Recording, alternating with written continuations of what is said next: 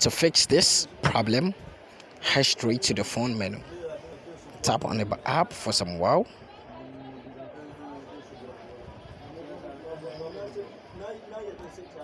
And you're going to see this pop up. Tap on application details.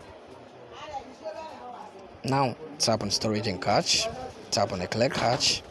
Go back. Tap on the force stop. Then you tap on OK.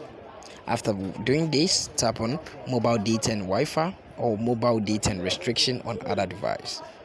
Toggle it on. When it's off like this, you have to turn it on like this. After doing this, what you have to do is to tap on notifications and make sure show notification is toggled on.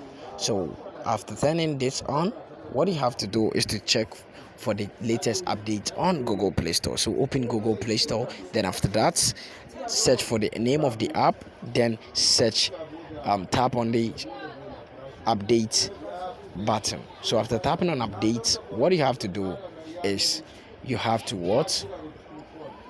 update it. After updating and reinstalling on your device successfully, tap on the power button for some while, and now you're going to see power off and reboot. Just try to reboot it and this problem is going to be fixed. Thank you very much for watching this video. See you in my next video.